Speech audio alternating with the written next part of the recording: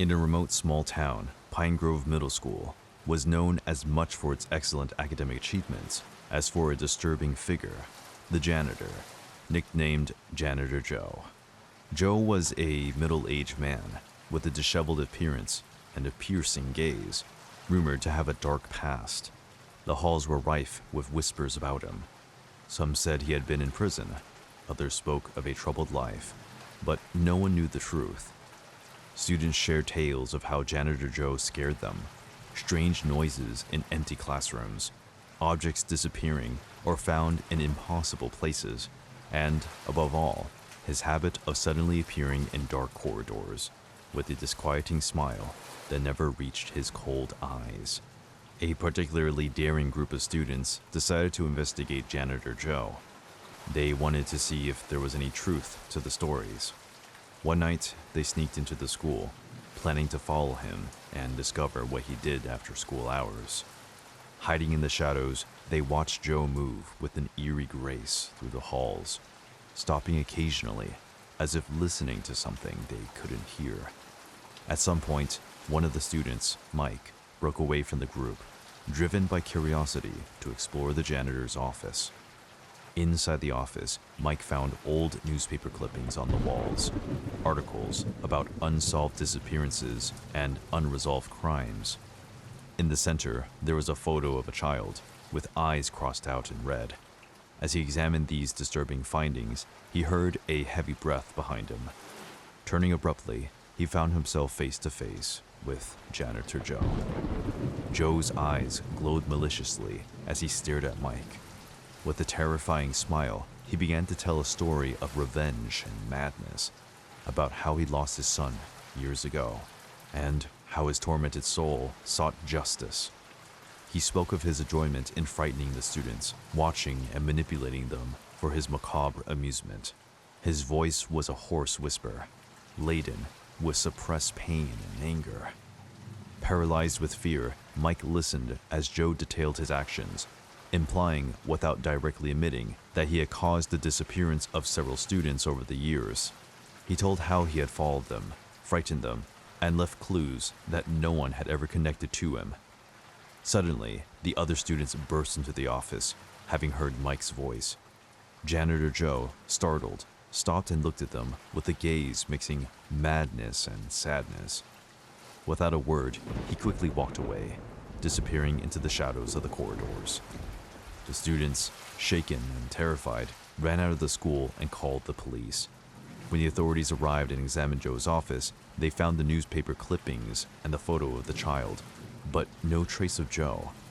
Investigations revealed that Joe had indeed lost a son under tragic circumstances years ago, but there was no concrete evidence linking him to the disappearance or crimes. The community was rocked by the incident. Janitor Joe became a legend, a shadow hovering over Pine Grove. Some claim to have seen him wandering in the woods near the school. Others told of hearing his footsteps in empty corridors. However, he was never captured, and no further evidence of his misdeeds surfaced. The students of Pine Grove Middle School continued to live with doubt and fear. The mystery of Janitor Joe remained unsolved, a dark stain in the school's history. For years, suspicion and stories about him circulated among the students, a constant reminder of the shadows hidden behind familiar faces and the untold truths that can haunt a place for generations. The tale of Janitor Joe, with his dark past and unsettling actions, remained shrouded in mystery.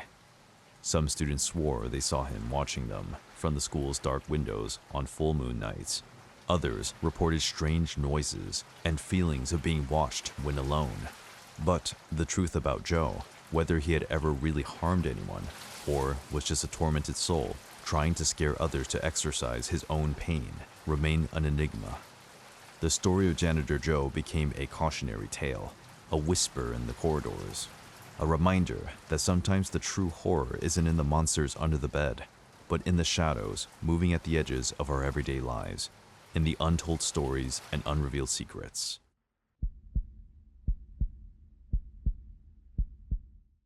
In a small-town American police station, a young woman named Sarah sat across the detective.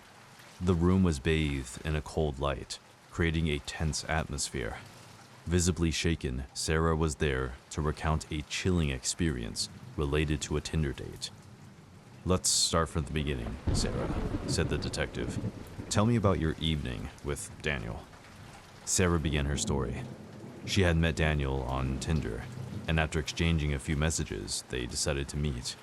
They agreed on a secluded parking lot for their date, a decision Sarah now deeply regretted. From the start, the meeting was unsettling. Daniel had been aggressive and insistent, demanding sexual relations despite Sarah's clear refusals. Things quickly escalated when he turned violent, striking her forcefully. Sarah described how, in a moment of sheer desperation, she managed to hit Daniel and escape. "But from the security cameras in the parking lot," interjected the detective, "we only see you entering and leaving your car. There's no sign of Daniel."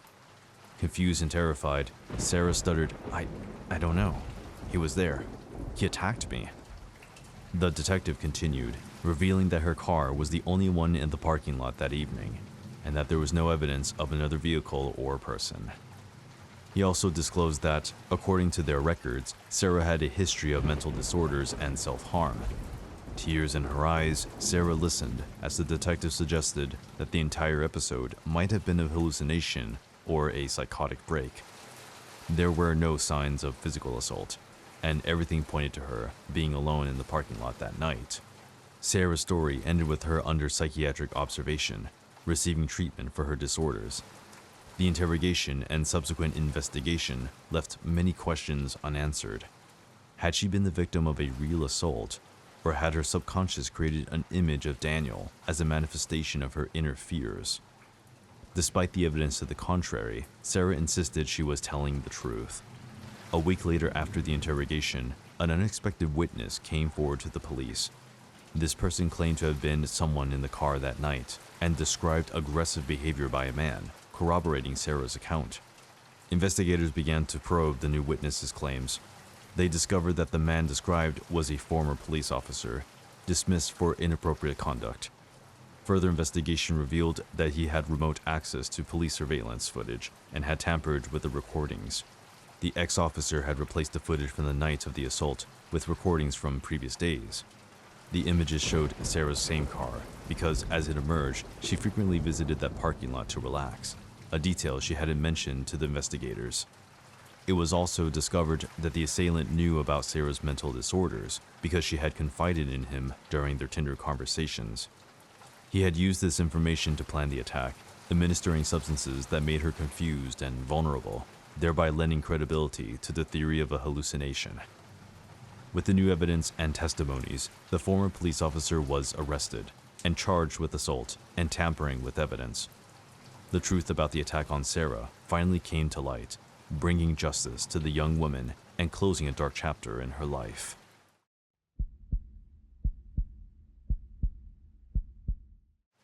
In a small Louisiana town, the Sturdivant House had long been the subject of urban legends and ghost stories. Built in 1892 by a mysterious tycoon, it was known for its hidden hallways and secret rooms, and was surrounded by rumors of supernatural events. In 2005, a young woman named Emily, passionate about urban exploration, decided to investigate the Sturdivant House. Armed with a video camera and a flashlight, she entered the old abandoned structure. What she found was beyond imagination. The diaries detailed ceremonies and sacrifices that were said to have taken place in the house. Emily, with growing horror, realized that the Sturdivant House had been the center of paranormal activities far more sinister than the legends suggested. As she continued to explore, she began to hear strange noises and see shadows move at the edge of her vision. She started to hear whispering voices, almost as if the walls themselves were speaking. Her terror grew when she saw a dark figure following her from room to room. Convinced that the house was haunted by the spirits conjured by Sturdivant, Emily desperately looked for a way out. As she ran through the corridors, the house seemed to transform, with doors disappearing and walls shifting. It was as if the Sturdivant House was alive, trying to keep Emily inside. Finally, Emily found an exit and fled the house, leaving behind the terrible secrets she had uncovered. Back in town, she shared her experience, but many did not believe her. She decided to return to the house with some friends to prove her story, but they found the Sturdivant House burned to the ground. The police concluded it was an accidental fire, but Emily knew there was more. After the mysterious destruction of the Sturdivant House, Emily, increasingly obsessed with understanding the paranormal events she had experienced, made a decision that would forever change her life. She turned to a fortune teller in town, unaware that this choice was the worst she could make. The fortune teller, known for her skills in black magic, immediately sensed Emily's state of fear and confusion.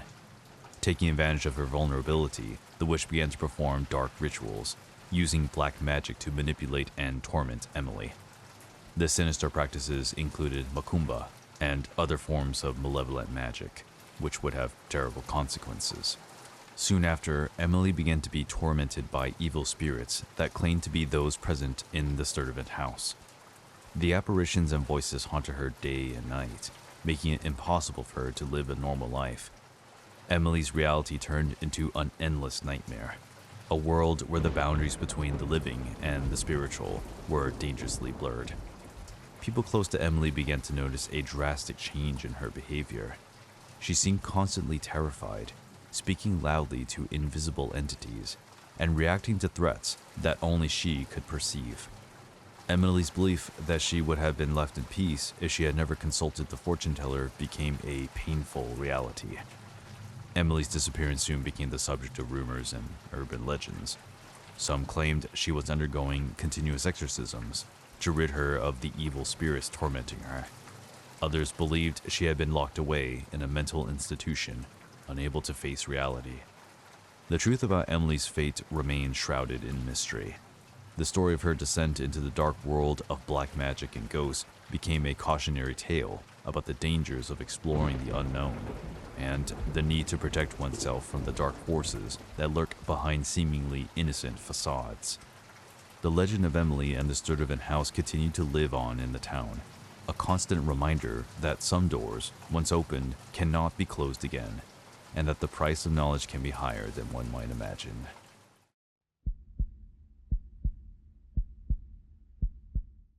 In a peaceful Virginia town, love seemed to blossom between Emily and Nathan, a couple envied by all for their apparent happiness and harmony.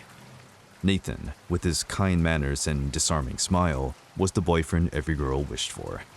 Emily, sweet and blindly in love, believed she had found her true love in him. However, beneath this facade of perfection lurked a dark and insidious truth that would not only shock their relationship, but the entire community. Their story took a macabre turn in the lead-up to Valentine's Day, when Emily, looking for an old message on Nathan's phone, accidentally stumbled upon a series of archived WhatsApp chats. These conversations were with women who no one seemed to know or remember. Intrigued and disturbed, Emily began to read, uncovering a world of betrayals and secrets that Nathan had skillfully hidden. The messages revealed not only that Nathan had been unfaithful throughout their relationship, but also disturbing details that hinted at a far more sinister behavior. These were veiled allusions to secluded places, nocturnal meetings, and even how to make problems disappear, reading like a code for something much darker than mere infidelity. Emily felt the ground slip from beneath her feet, realizing the man she loved could be a monster. In the depths of the night, tormented by nightmares and unanswered questions, Emily decided to confront Nathan. His facade of a devoted lover quickly crumbled under the weight of the evidence, and what emerged was a portrait of a man who reveled in the dangerous game of manipulation and control, not just over the women he had relationships with, but over reality itself. Nathan tried to justify himself, to downplay the seriousness of his actions, but Emily saw through his lies. The revelations became even more macabre when hidden clues in the chats led her to discover physical evidence, personal items of missing women, hidden in Nathan's garage.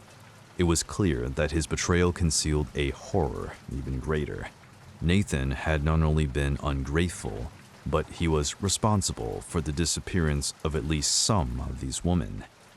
With her heart broken and her mind in turmoil, Emily confronted Nathan with evidence of his guilt. Their relationship ended that stormy night, with Nathan denying every accusation, and Emily realizing she could never change the true nature of the man she believed she loved. However, the situation didn't end with the conclusion of their relationship. Nathan, unable to accept the breakup and determined to maintain control over Emily, as he had with others before her, began to stalk her. Veiled threats, nighttime lurking, and unsettling messages became the new norm for Emily, forcing her to live in a state of constant fear and paranoia. Eventually, realizing she would never be safe as long as Nathan remained nearby, Emily made the painful decision to leave everything she knew. She changed her name, quit her job, and fled to another state, hoping to escape Nathan's obsession and start a new life away from her tormented past. The memory of Nathan and the dark discoveries became a distant nightmare, one she hoped never to face again. However, one foggy morning, as she approached her mailbox, the past came knocking on the door with a ferocity that froze her blood. Among the bills and usual advertisements, she found a note written in handwriting she immediately recognized. It was from Nathan. "Where did you think you were going?" read the note, simple yet loaded with unimaginable terror. The note from Nathan, with those menacing words, "Where did you think you were going?" marked the beginning of a dark period, a chapter in her life she would have preferred never to face. The community she had sought refuge in, once a source of comfort and security, became a stage for curious looks and whispered rumors. Some neighbors and acquaintances, aware of only fragments of the story, began to spread rumors that Emily had gotten back together with Nathan, perhaps driven by terror or a complex Stockholm syndrome. These speculations were fueled by her increasing seclusion and the silence she had chosen as her refuge. Other, darker, and more disturbing rumors suggested that Emily had attempted to end the threat once and for all, planning a murder against Nathan to free herself from her stalker for good. Although unconfirmed, these tales added an additional layer of mystery and tension around her figure, making her a constant topic of conversation. The truth, however, remained behind the closed doors of Emily's house, turned into a fortress. She ventured out less and less, and on the rare occasions was seen in the public, her appearance was that of a profoundly changed woman, her gaze constantly shadowed by fear and doubt. Her eyes, once lively and full of hope, now reflected the depth of her torment.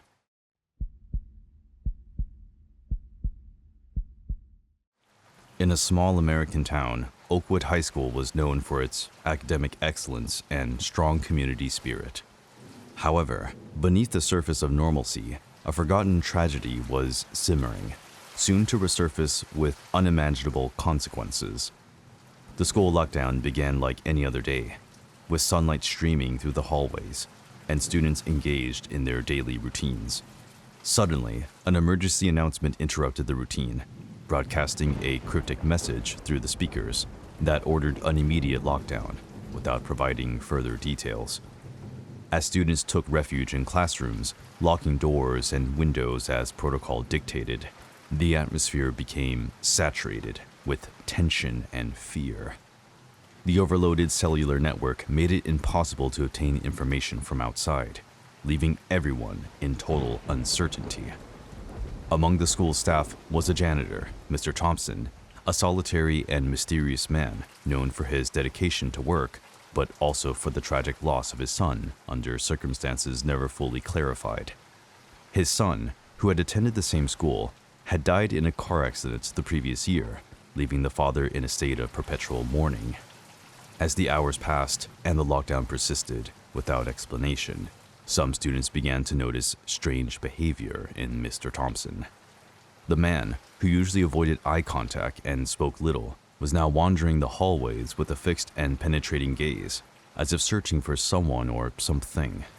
The situation deteriorated when Mr. Thompson started to knock insistently on classroom doors, demanding students come out. His voice, once gentle, now conveyed a sense of urgency and threat. Some students, frightened, reported hearing him mutter his son's name, as if he was searching for him among them. It soon became evident that the janitor was losing touch with reality, mistaking some students for his deceased son, especially those who shared physical similarities. His obsession led him to try to force his way into the classrooms, armed with work tools, determined to reunite with the son he believed was still alive. In the heart of the lockdown, a group of students and teachers, understanding the gravity of the situation, decided to act. They organized a plan to neutralize the threat posed by Mr. Thompson, using their wits and the resources available in the school building. The tension reached its peak in a final confrontation in the dark hallways, where the students managed to disarm the janitor and immobilize him until the arrival of law enforcement, who were surprised by the situation they faced. The lockdown ended with the discovery of Mr. Thompson's tragic descent into madness, and he was taken into custody and subjected to psychiatric evaluation. The school and the community had to come to terms with the consequences of that event, reflecting on the fragility of the human mind and the importance of emotional and psychological support. In the weeks that followed, the school sought to return to normalcy. Students and staff worked together to overcome the trauma, participating in group therapy sessions and support meetings. Then, unsettling rumors began to circulate. Mr. Thompson had mysteriously disappeared from the psychiatric center where he had been admitted. The circumstances of his escape were shrouded in mystery, with little information released by the authorities and a palpable sense of urgency in their search. The news of the disappearance spread quickly among students and staff, reigniting the fear and anxiety that had just begun to fade. The tension grew when word spread that Mr. Thompson had been seen near the school, his hungry eyes scanning beyond the gates, as if searching for something or someone. Students began to move in groups, avoiding being alone even for short periods. Local authorities increased surveillance around the school, promising to do everything possible to capture the fugitive. But the question on everyone's mind was, what was Mr. Thompson looking for? What could drive a man already deeply disturbed to risk everything to return to a place that had witnessed his collapse? The saga of mystery and tension surrounding Mr. Thompson, once a respected janitor at Oakwood High, took a dark and unsettling turn when his bizarre behavior towards a student emerged. This student, due to his physical resemblance, reminded him closely of his tragically lost son. Thompson attempted to take the student out of the school and began shouting at him, saying he did not deserve to live and that it should have been his son alive, not him. The boy, having escaped the encounter with Thompson, brought home a story that would fuel rumors for weeks to come. Although physically unharmed, the experience left him shaken and terrified, a sentiment that echoed throughout the community. The boy's family, especially the father, known for his violent temperament and propensity to take justice into his own hands, became the focus of attention. Mr. Thompson's disappearance the day after the incident added fuel to the fire. His sudden and definitive absence fueled a series of conflicting theories. Some suggested that the boy's father had taken matters into his own hands, enacting brutal and definitive justice to protect his son from further threats. This hypothesis was grounded in the man's character and his known aversion to anyone he perceived as a threat to his family. On the other hand, there were also whispers of a more tragic fate for Thompson. Overwhelmed by the remorse for the terror inflicted on the innocent student, and unable to cope with the loss of his son, he might have been overcome by despair, choosing to end his own life in a moment of madness. The lack of a body, however, left these theories in the realm of speculation, without concrete evidence to support either. The Oakwood community was divided between these two narratives, with the mystery of Thompson's disappearance deepening day by day. Authorities continued their search, but without success. The case seemed destined to remain unresolved, another scar on the already tested fabric of the town.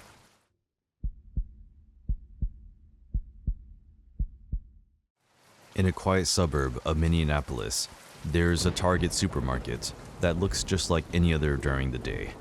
But when night falls, stories circulating among the local residents transform this place into a scene from a nightmare. According to widespread tales, years ago, an employee mysteriously disappeared after a night shift, leaving behind only a series of strange symbols graffitied in the stockroom, never explained or forgotten. The protagonist of our story is Mia, a young woman passionate about unsolved mysteries and urban legends who decides to investigate these events for a video project. One evening, armed with a video camera and flashlight, Mia sneaks into the Target after closing hours, determined to uncover the truth.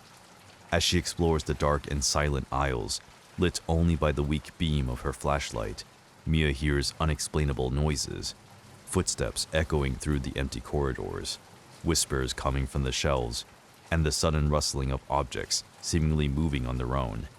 Despite the growing fear, she continues to record, convinced that her investigation could finally yield some answers. Reaching the stockroom, she discovers the same symbol she saw in old photographs of the missing employee, still vivid on the walls. As she examines the signs, a series of paranormal events begin to unfold around her. Lights flashing without explanation, boxes falling untouched, and an oppressive atmosphere that seems to envelop her completely. In a crescendo of tension, Mia realizes she is not alone. A dark presence, perhaps the spirit of the missing employee, or something even more ancient and malevolent, begins to manifest. Sinister shadows move along the corridors, and a thin, almost whimpering voice guides her to a hidden room, where she finds a diary belonging to the missing employee. The diary reveals a tale of obsession and madness, of a dark pact made with unknown forces in exchange for the supermarket's success and prosperity. A pact that required a human sacrifice. Mia understands that the employee didn't just disappear, but was offered up in sacrifice, and now his soul was trapped, doomed to wander the supermarket. Aware of the danger, Mia tries to escape, but the dark presence attempts to stop her, manifesting more violently. At the height of despair, Mia uses the information found in the diary to break the pact, reciting an ancient liberation formula written among its pages. The moment she utters the last words, an explosion of light fills the stockroom, and the dark presence dissolves, freeing the soul of the employee who, with one last whispered thank you, disappears into the night. Mia manages to escape the supermarket, taking the diary with her as proof of her incredible discovery. The next day, she decides to share her story, accompanied by the haunting images captured that night, hoping to close a dark chapter in the history of Target. However, there is a twist. Mia is arrested. The local community remains divided between those who believe her story and those who consider her a liar. The video of her actions in the stockroom, spread by the security cameras, leaves no room for doubt for most people.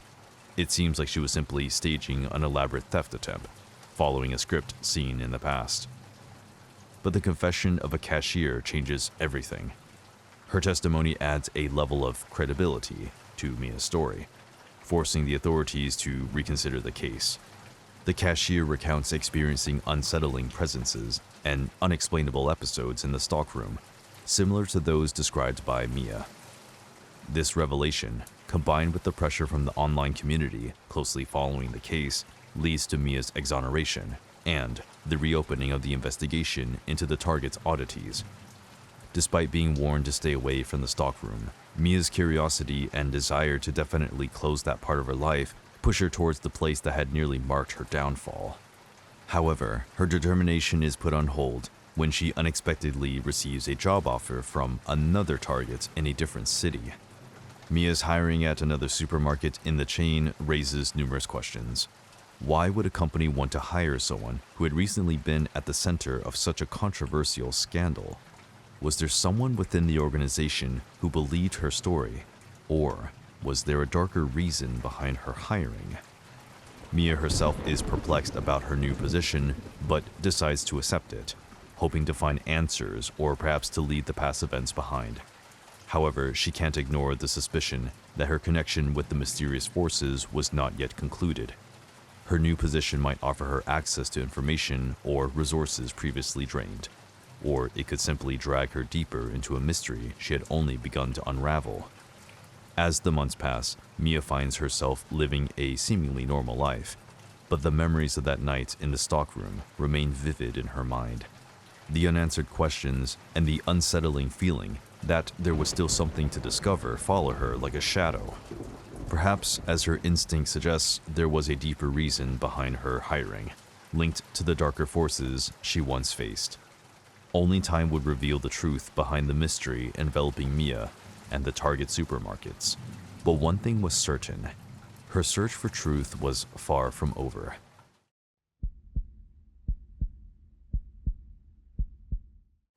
In the heart of America, in a town enveloped in an almost surreal calm, stood a house that could have been the dream of any family. A luxurious home, with large windows overlooking a manicured garden and a facade that shone under the sun's rays as if it had always been there, waiting for its new owners. This was the new home of the Harrison family, who had recently moved in search of a new beginning, away from the hustle and bustle of the big city. The neighbors, the McGreens, did not take kindly to the arrival of the Harrisons. There was something in their looks, a mix of curiosity and disapproval, that made the newcomers feel as if they were intruders in a world to which they did not belong. The Harrisons, however, decided not to dwell on those first impressions and focused on their new life. But the tranquility of their existence was soon shattered. Every night, unsettling noises echoed from the basement. Heavy footsteps, like those of adults moving with deliberate slowness, and the sound of objects being moved without any apparent logic. At first, the Harrisons thought it was the fruit of their imagination, or perhaps just adjusting to the new house. But when the noises became a constant, impossible to ignore, they went down to check, finding each time the basement exactly as they had left it, empty, silent, waiting. Concerned, the Harrisons decided to talk to their neighbors, hoping to find some explanation. But their questions were met with evasive looks and vague answers. "No, never heard anything like that," was the common response, until rumors of a supposed haunting that enveloped the house began to spread. These stories, whispered with a mix of fear and fascination, spoke of dark presences, poltergeists, evil spirits that loved to haunt places and that had found refuge in the basement, remaining hidden from the eyes of the living. Desperate yet fascinated by these legends, the Harrisons decided to install hidden cameras in the basement. What they discovered in the recordings left them speechless. Two figures, a man and a woman, emerged from the night shadows to dance among the old furniture and boxes, moving objects in an apparently random manner, but always with the precise intention, as if following a ritual only known to them. Convinced they finally had proof, the Harrisons handed over the videos to the local authorities, who quickly identified the mysterious figures. They appeared to be the McGreens. The arrest of the neighbors seemed to bring the much-desired peace. That night, for the first time since they had moved in, the Harrisons slept undisturbed by the noises coming from the basement. But the calm was short-lived. The following night, the noises resumed, more intense than ever. Reviewing the camera footage, the Harrisons were struck with an icy terror upon seeing the same figures moving around the basement. It hadn't been the McGreens who had disturbed their peace, but someone else, someone who had continued to hide in the shadows. The investigation intensified, revealing an even more disconcerting truth. The culprits of the disturbances were other neighbors, people with whom the Harrisons had never had direct contact. Interrogated, they confessed to acting out of envy, consumed by the desire to own the house that they now saw slipping from their hands. "If we couldn't have it, then no one should," they admitted with a mix of anger and despair. The threat left the Harrisons with a sense of unease they couldn't shake off. As they drove home, exactly 2 days later, they placed a "for sale" sign outside the house. Strangely, they received a call from an interested buyer, a stranger of Italian nationality moving to the country for the first time. With the Italian buyer, they had not shared the full truth of what they had experienced, perhaps to protect themselves and the new owner from the anguish that had consumed their days and nights, or perhaps because they feared no one would believe the complexity and depth of the terror they had just faced. "Good luck," they said with a smile that tried to hide the tension, as they handed over the keys and moved away, hoping that the new beginning would be kinder to the next guardian of that house. The reaction of the neighbors, watching from behind the windows, added a final layer of melancholy to their departure.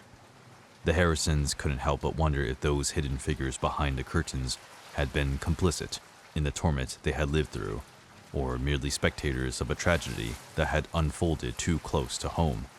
The sight of the neighbors, now watching both of them and the new owner, a man who with broad gestures greeted a life that was about to begin, made them reflect on how similar all the intentions of the neighborhood were.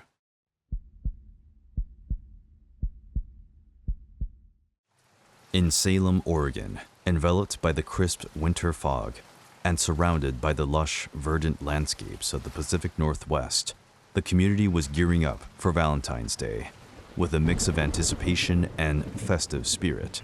However, lurking beneath this celebration of love was a nightmarish reality about to unfold. Barbara, a vibrant young blonde with an infectious smile, had no idea of the dire fate that awaited her when she entered the small, unassuming electronics shop nestled in Salem's quaint downtown. The shop's owner, Leonard, was a man of peculiar contradictions, known for his exceptional skill in repairing phones and gadgets, yet beneath his nerdy, harmless exterior hid a dark and twisted obsession.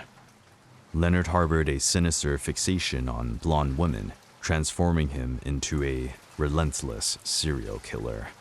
With meticulous precision, Leonard had devised a terrifying method of ensnaring his victims.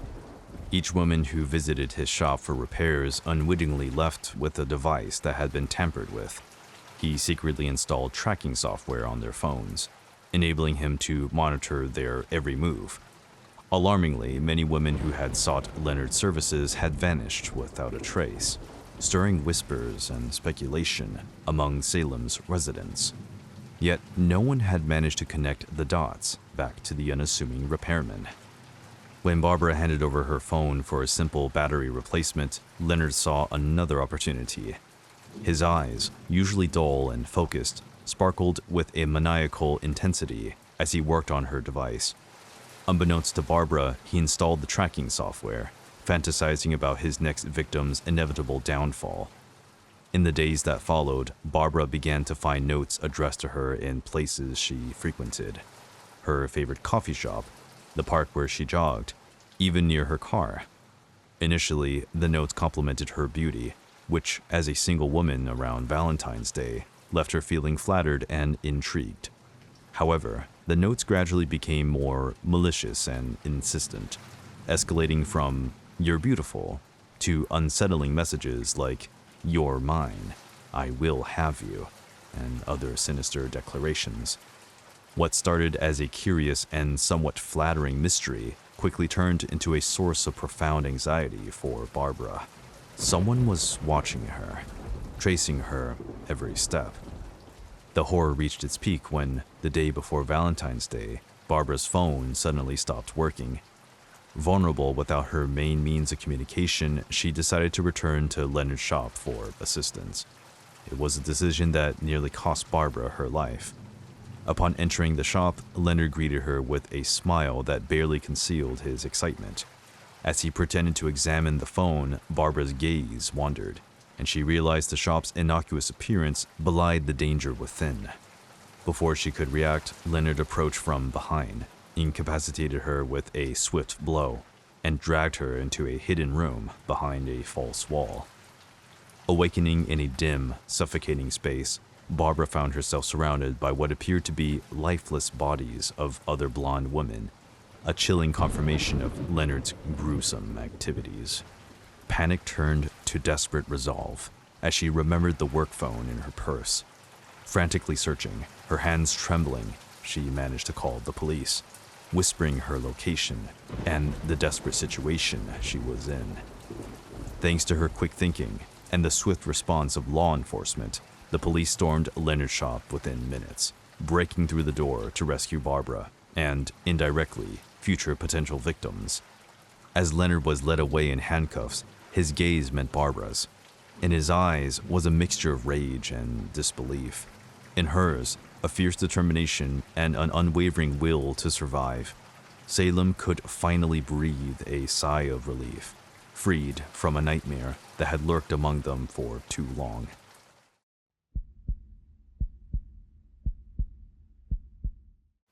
In a small New England town, Harington High School was renowned not only for its outstanding academic program, but also for a dark secret.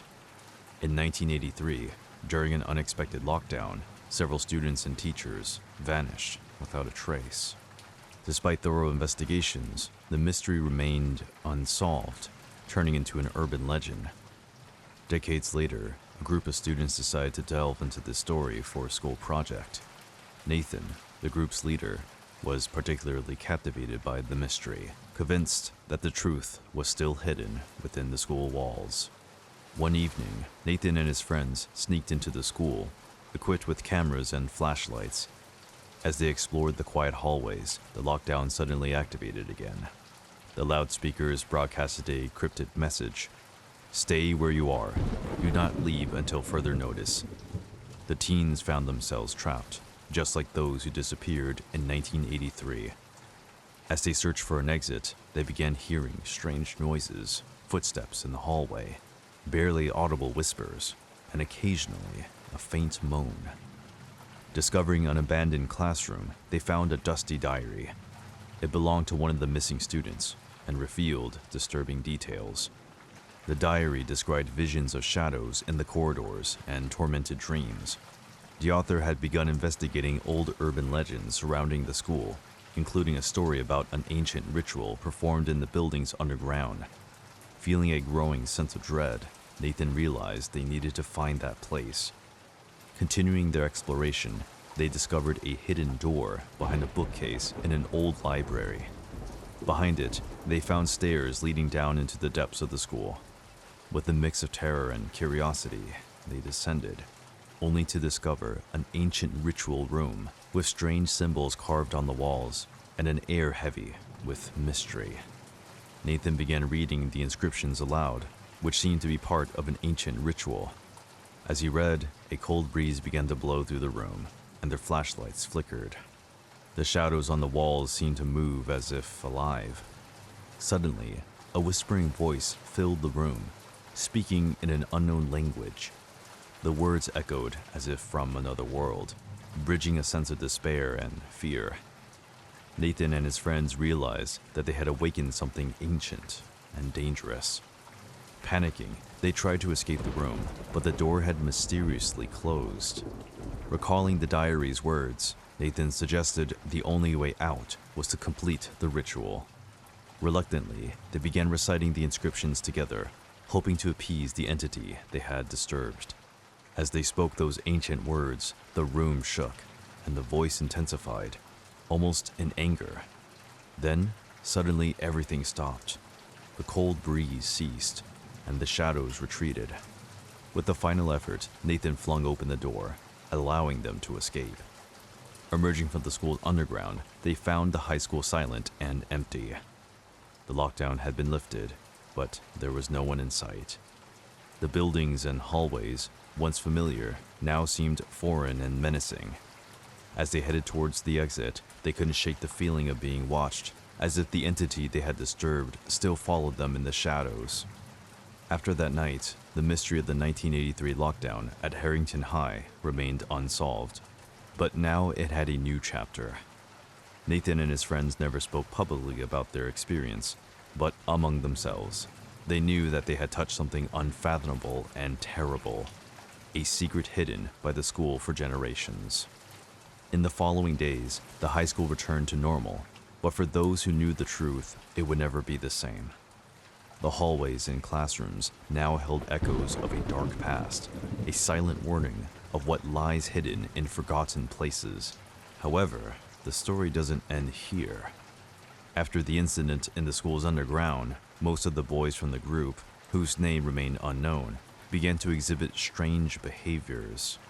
Initially, they seemed like mere effects of post-traumatic stress, nightmares, anxiety, and constant unrest. However, it soon became clear that there was something deeper and more sinister afflicting him. His friends noticed he began talking to himself, murmuring incomprehensible phrases, or responding to voices only he could hear. Sometimes they found him standing still, staring into the void as if seeing something others couldn't perceive. His personality seemed to change, oscillating between moments of lucid normality and episodes of odd behavior. Rumors of the students suggested he might have been possessed by a spirit or entity awakened during the ritual in the school's underground. Some recounted seeing him whispering words in an ancient language or finding him a trance in isolated places around the world. Nathan and the rest of the group, disturbed by their friend's transformation and subsequent disappearance, decided never to speak of what happened that night. There was a tacit agreement among them to keep silent, both to protect themselves and out of respect for their missing friend.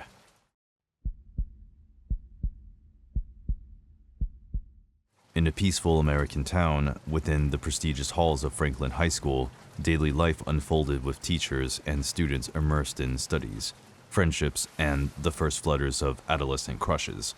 Among these students was Michael, known for his outstanding academic achievements, but also for a particular obsession that had begun to raise concerns among his peers.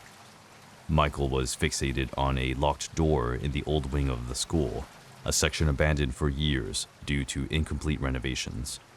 This door, always locked and shrouded in mystery, had become the subject of many students' curiosity, but none were as captivated by it as Michael. He spent hours watching it, trying to peer through the keyhole or listen for sounds from the other side. His obsession became so apparent that he began neglecting his studies, friendships, and even his health, consumed by the need to discover what lay behind the door. Initially, Michael's friends, intrigued, tried to dissuade him, but every attempt proved futile. Michael was convinced that behind the door lay something extraordinary, a secret so significant it justified his obsession. His determination led him to research the building's history, uncovering that the abandoned section had once been the school's library, closed after a fire had partially damaged it. Persuading the school's administrators to reopen the door proved impossible. Concerns for safety and the risk of collapses were too great. However, Michael refused to give up. One night, he decided to act. Armed with a set of lock-picking tools secretly taken from the technology lab, he sneaked into the school, determined to defy the prohibitions. Opening the door proved more challenging than expected, but after hours of effort, Michael managed to pick the lock. What he found on the other side, however, was not the treasure or secret he had imagined. Instead of ancient books or mysterious objects, there was only an empty room, with black marks of the fire and a strong smell of mold. The reality behind Michael's obsession was merely a forgotten and damaged part of the school, nothing more. The discovery was a hard blow to Michael. All the time and energy spent, the isolation from friends, and neglect of his school duties, all for nothing. The following morning, he was found by the security staff and faced with consequences of his actions, including suspension and mandatory counseling sessions with the school psychologist. Michael's story at Franklin High School took an even darker turn after his return to school. Sessions with the school psychologist revealed that his obsession with the locked door stemmed from childhood trauma. As a child, he was often locked in his room by his parents as punishment, leaving him to cope with loneliness and a desire to escape. This unveiled the depth of his disturbance, but despite the counseling, the ghosts of the past continued to haunt him. For a brief period, Michael seemed to reintegrate into school life, but his fixation on the locked door resurfaced. The situation deteriorated when a classmate, unaware of Michael's deep-seated trauma, mocked his previous obsession. This act of derision reawakened in Michael a vengeful impulse he had suppressed for years. Days later, using a ruse, Michael lured the mocking classmate to the door, which he found surprisingly less secure than before. Easily opening it, he dragged the boy inside the room, where he attempted to enact a chilling plan, setting him on fire, mimicking the fire that had ravaged that part of the building years earlier. Michael's attempt was halted by the timely intervention of law enforcement, alerted by another student who had witnessed the scene. Michael was arrested, and during the interrogation, he revealed that his actions were driven by a desire for revenge, rooted in how he had been treated by his parents in his early years. He confessed that, in the darkest moments of his childhood, he had imagined committing the same act against them as a form of rebellion against the imprisonment they imposed on him. The Franklin High School community was shocked by the revelation and the escalation of events. Michael's tragedy became a case study on the long-term consequences of childhood trauma and the need for timely and appropriate psychological intervention. It also highlighted the importance of a school environment that promotes empathy and understanding, rather than judgment and ridicule. Michael's story ended with his detention and treatment in a specialized institution, where he finally received the help he needed to face his traumas. The locked door at Franklin High was permanently sealed, becoming a silent symbol of the dangers of ignorance and lack of understanding, but also of hope that even the deepest wounds can begin to heal with the right support.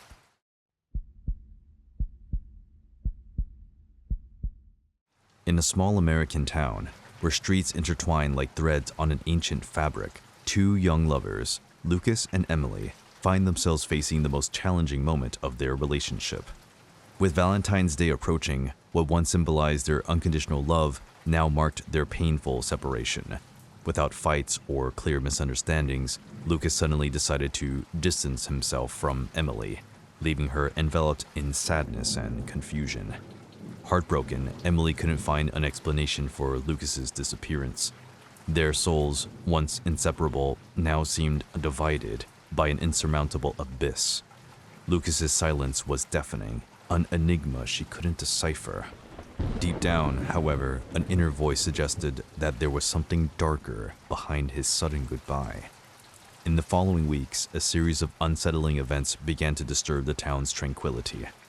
Threatening messages, stealthy shadows behind windows on moonless nights, and strange signs left near Emily's house. It was as if a malevolent presence had clamped down on her life in a grip of terror. Fear became a constant companion, whispering that perhaps Lucas hadn't left on his own volition. Meanwhile, Lucas, away from everyone's eyes, was fighting his battle.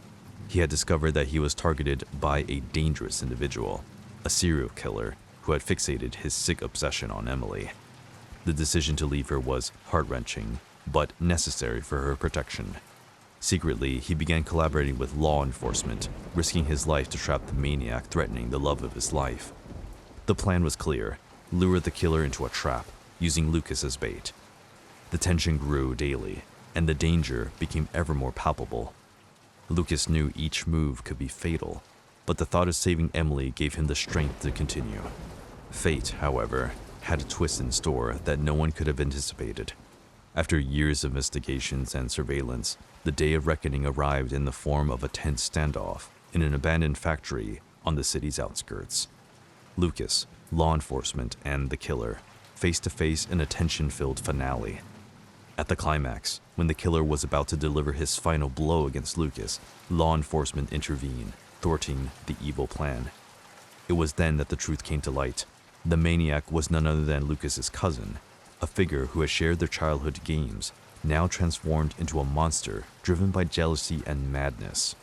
Emily, led to the spot by an inexplicable instinct, witnessed the final scene, discovering the truth behind Lucas's sacrifice. Her heart, once heavy with abandonment, now overflowed with gratitude and renewed love.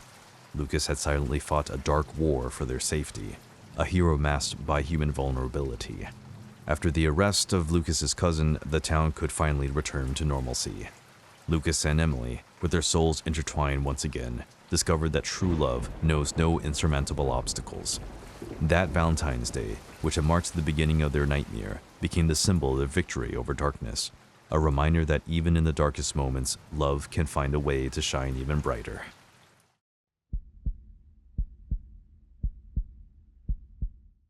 In a small town in Texas, Anna and her 4 friends decided to spend a weekend in a country house near the woods of Old Creek, known for its ghost stories and local legends. Anna, always sensitive to such atmospheres, felt uneasy from the start. The first evening, while her friends enjoyed the party, Anna noticed a dark figure lurking at the edge of the woods. It seemed like a man, but his movements were too fluid and silent to be human. Despite being frightened, Anna chose not to say anything, thinking it was just a trick of the light. The second evening, the figure reappeared, this time closer to the house. Anna alerted her friends, but when they went out to investigate, they found nothing. They joked about her fear, but Anna couldn't shake off the sense of terror. On the third night, the tension escalated. The mysterious figure appeared again, and this time, even Tom, the bravest of the group, saw it. Determined to learn more, he ventured into the woods with a flashlight, while Anna and others waited behind. Minutes later, the air was pierced by a chilling scream. Panicked, Anna ran alone into the woods, while two friends ran to help Tom. The other two fled to call for help. Confused and scared, Anna returned to their lodging place and ventured into the woods. There, she found Tom's flashlight on the ground, but no sign of him or the other friends. Alone and terrified, she decided to seek refuge and help. Her search led her to an abandoned house, the one and only nearby. Cautiously entering, Anna hoped to find something inside. The atmosphere was oppressive, with old furniture covered in dust and cobwebs. As she explored, she heard footsteps upstairs. Climbing the creaking stairs, her heart pounded. At the top, she faced a man from the woods. His eyes were cold and inhuman. With a scream, he lunged at her. Anna, in a survival instinct, struck him with a piece of wood and fled into the night. Injured and terrified, she ran through the fields until she reached a road where a passing truck driver stopped. Seeing Anna terrified, he called the police for her. The officers arrived at the abandoned house, but found no one. There were no signs of the man or Anna's friends. 3 days later, in the dead of the night, Anna received an anonymous message on her phone. "Help me, I'm still here, don't abandon me." Despite her fear, she decided to return to Old Creek to save her friends, armed only with her determination. From that moment, even Anna's traces were lost. No one knows what happened to her and why she went to save her friends alone without telling anyone. Anna's disappearance added another dark chapter to the legend of Old Creek. The police continued their search, but neither she nor her friends were ever found.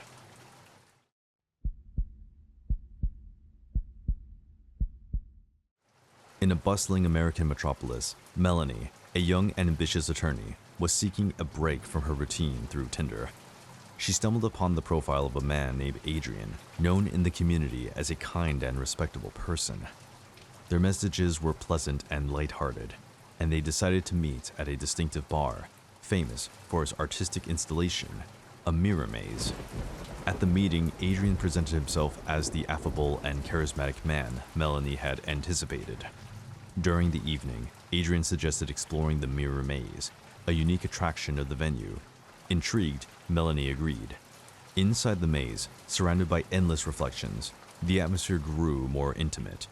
It was then that Adrian revealed a side of himself Melanie had not anticipated. He confessed to being ridiculed and rejected multiple times on Tinder, experiences that had triggered growing resentment in him. Overwhelmed by sudden emotion, Adrian attempted to undress Melanie against her will. Frightened and confused, Melanie managed to escape, running through the maze of mirrors to the exit, with Adrian following her, alternating between screams and sobs. Once safe, Melanie contacted the police. However, the authorities considered the incident a minor offense, given Adrian's reputation and the absence of evident physical violence. No significant legal actions were taken against him. 3 days later, Melanie received a disturbing message from Adrian. He confessed to being obsessed with her, declaring he would follow her everywhere. The message turned an unfortunate encounter into a constant threat. Prompted by Adrian's unsettling message, Melanie delved deeper into investigating the situation. As an attorney, she had access to a network of contacts and resources, unavailable to most. She decided to use these resources to better understand Adrian's situation and behavior. Melanie spoke with colleagues, friends, and even acquaintances in cybersecurity. She sought to discover whether Adrian's behavior was a recurring pattern or an isolated incident.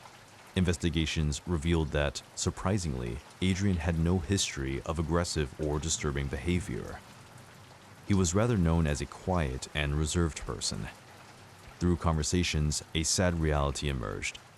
Adrian had been repeatedly humiliated and ridiculed on Tinder and in other social contexts. These continual rejections and humiliations had left a deep emotional scar on him, feeling resentment that had manifested in that desperate act in the mirror maze. Melanie realized the episode in the maze was not an act of pure malice, but rather an expression of Adrian's deep inner suffering, finding an outlet in a moment of weakness and frustration. Despite this understanding, Melanie could not ignore the terror and trauma she had experienced. Adrian's threat to follow her everywhere remained a source of constant anxiety and fear.